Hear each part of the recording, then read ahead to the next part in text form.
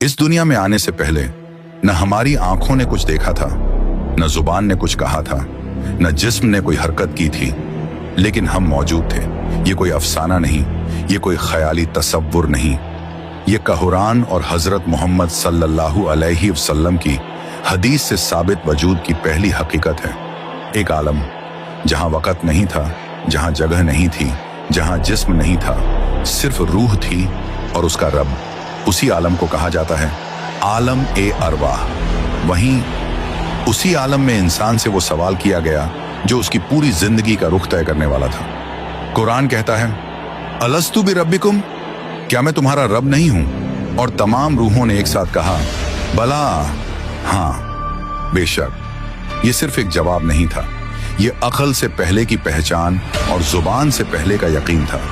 यहीं इंसान ने पहली बार अल्लाह को पहचाना और यहीं से जिम्मेदारी की शुरुआत हुई। इस हकीकत को हजरत मोहम्मद सल्लल्लाहु अलैहि वसल्लम ने हदीस में और वाज़ेह कर दिया। अल्लाह ने आदम अलैहिस्सलाम की पुश्त से तमाम इंसानों को निकाला, उनकी रूहों को जमा किया और उनसे अपनी रुबूबियत पर गवाही ली। यानी जिस्म से पहले चेतना, समाज से पहले पहचान और दुनिया से पहले ईमान। लेकिन यही एक बेहद अहम बात है जिसे समझे बगैर आलम अरवाह की तस्वीर अधूरी रहती है। उस दिन सब रूहों ने बला कहा, लेकिन सब रूहें एक जैसी नहीं थी। अल्लाह ने किसी को मजबूर नहीं किया, अल्लाह ने किसी पर फैसला नहीं थोपा। अल्लाह ने बस रूहों के अंदर मौजूद झुकाव को जाहिर होने दिया।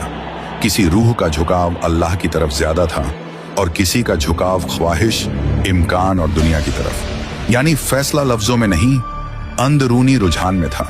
नफ्सियात कहती है हर इंसान के अंदर एक मूल्य प्रणाली होती है जो उसके हर फैसले को दिशा देती है।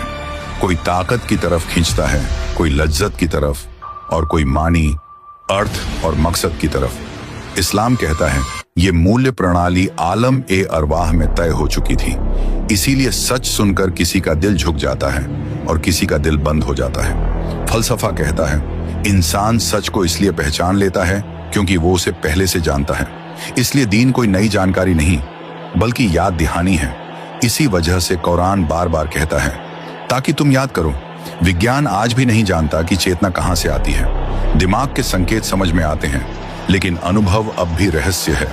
इस्लाम कहता है जिस्म एक जरिया है और रूह देखने वाला, ऑब्जर्वर। यानी चेतना पदार्थ से पहले मौजूद थी और यही आलम अरवाह का इल्मी इशारा है।